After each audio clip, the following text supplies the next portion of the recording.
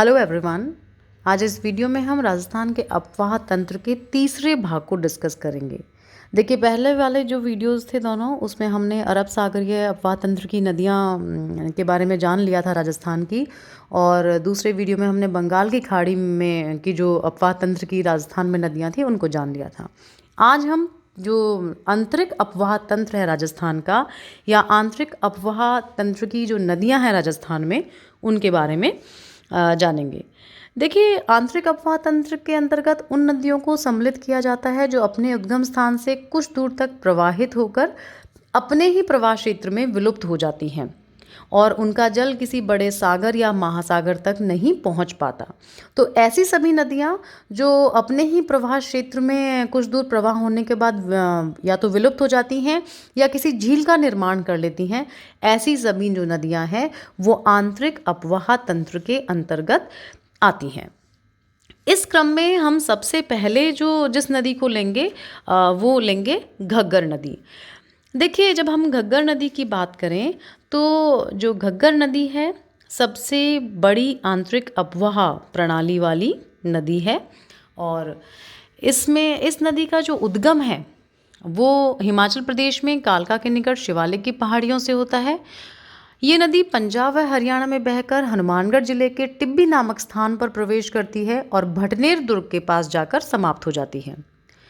जब बहुत ज़्यादा वर्षा होती है, तो जब इस नदी में बाढ़ की स्थिति उत्पन्न होती है, तो ये नदी गंगानगर जिले में प्रवेश करती है और सूरतगढ़ व अनूपगढ़ में बहती हुई पाकिस्तान के बहावलपुर जिले में प्रवेश करती है और अंत में फोर्ट अब्बास नामक स्थान पर जाकर समाप्त हो जाती है। तो घग्गर नदी की सबसे बड़ी विशेषता तो यह है कि आंतरिक प्रवाह की सर्वाधिक लंबी नदी है ये राजस्थान की। दूसरा, अधिक वर्षा होने पर ये इसका जो नदी का जल है वो पाकिस्तान के फोर्ट अब्बास तक पहुंच जाता है। अब देखिए, घग्गर नदी को हनुमानगढ़ जिले में स्थानीय भाषा में नाली के नाम से जाना जाता है, और यदि इसकी कुल लंबाई की हम बात करें तो घग्गर नदी की कुल लंबाई 465 किलोमीटर है, और ये नदी प्राचीन सरस्वती नदी की ही धारा है। वैदिक काल में से द्रश्वती नदी कहा जाता था। घग्गर नदी की अन्य जो विशेषता है वो ये कालीबंगा सभ्यता है। देखिए, लगभग 5000 वर्ष पूर्व घग्गर नदी के तट पर कालीबंगा सभ्यता विकसित हुई। इस नदी के कारण हनुमानगढ़ राजस्थान का बहुत ही अच्छा खाद्य गेहूं उत्पादन वाला क्षेत्र बन गया, और ये राजस्थान की एकमात्र अंतर्राष्ट्रीय नदी भी है। पाकिस्तान में इस नदी को हकरा के नाम से जाना जाता है। क्लियर। अब अगली नदी हम लेते हैं कांतली नदी।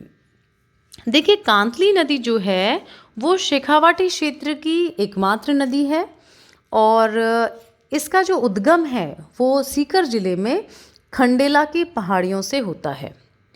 और ये जो नदी है झुंझुनू जिले को दो भागों में बांटती है, यानी झुंझुनू जिले के लगभग मध्य से होकर प्रवाहित होती है नदी, और सीकर जिले में इस नदी का जो बहाव क्षेत्र है उसे तोरावाटी क्षेत्र या तोरावाटी बेसिन क्षेत्र कहते हैं। कांतली की कुल लंबाई की हम बात करें तो लगभग 100 किलोमीटर के आसपास है, और झुंझुनू व चूरू जिले की सीमा पर जाकर यह समाप्त हो जाती है। कांतली नदी की विशेषता को हम देखें तो गणेश्वर सभ्यता इसकी बहुत बड़ी विशेषता है, और इसका जो इस सभ्यता का गणेश्वर सभ्यता का जो विकास है वो सीकर जिले में इसी नदी के तट पर हुआ था, और यहाँ से उत्खनन में मछली पकड़ने के 400 के आसपास लगभग कांटे प्राप्त हुए हैं, जिससे ये अनुमान लगाया जाता है कि इस क्षेत्र में किसी समय में मत्स्य पालन होता था और यहाँ पर काफ़ी बड़ा जल का जलाशय रहे होंगे। अगली जो नदी है वो है काकने नदी। देखिए, जो काकने नदी है ये आंतरिक अपवाह की राजस्थान में सबसे छोटी नदी है। काकने को काकनी नदी के नाम से भी जाना जाता है, और इस नदी का उद्गम जैसलमेर जिले में कोटड़ी गांव से होता है। ये नदी उत्तर पश्चिम में भुज झील में जाकर समाप्त हो जाती है, लेकिन जब मौसम किसी समय में रेनफॉल बहुत अच्छी हुई, वर्षा बहुत अच्छी हुई, तो इसका जल जो है मीठा खाड़ी तक पहुंच जाता है। स्थानीय लोग इसे मसूरदी कहते हैं, और इस नदी की कुल लंबाई जो है लगभग 17 किलोमीटर के आसपास है। अगली जो नदी है वो है साबी नदी। देखिए, साबी नदी का जो उद्गम है वो जयपुर व सीकर जिले की सीमा पर सेवर की पहाड़ियों से होता है और ये सेवर की पहाड़ियों से निकलकर अलवर जिले की बांसूर, बहरोड, किशनगढ़ बास, मंडावर व तिजारा तहसील में बहने के बाद हरियाणा में गुड़गांव जिले में कुछ दूर तक प्रवाहित होकर पटौदी नामक स्थान पर, ये जो जिला है नजफगढ़ के समीप है ये, वहाँ पर भूमि में विलीन हो जाती है। उसके बाद जो आंतरिक अफवाह की नदी है वो है रूपारेल नदी। देखिए, रूपारेल नदी का जो उद्गम है वो थानागाजी में, अलवर ज़िले में थानागाजी है, तो अलवर ज़िले में थानागाजी के उदयनाथ की पहाड़ी से होता है। और देखिए, ये जो थानागाजी में उदयनाथ की पहाड़ी है, यहाँ पर थानागाजी रिजर्व फॉरेस्ट भी स्थित है और अपने उद्गम स्थल से रूपारेल नदी यानी उदयनाथ की पहाड़ी से बहती हुई भरतपुर में बहकर भरतपुर जिले के कुशलपुर गांव के निकट विलुप्त हो जाती है। तो रूपारेल नदी की विशेषता क्या है कि थानागाजी रिजर्व फॉरेस्ट एरिया इस नदी क्षेत्र में स्थित है। क्लियर। अगली जो नदी है वो है मेंथा नदी। देखिए, ये नदी जयपुर में मनोहर थाना, जो मनोहरपुर जो स्थान है, वहाँ से निकलकर नागौर में प्रवेश करती है और सांबर झील में विलुप्त हो जाती है।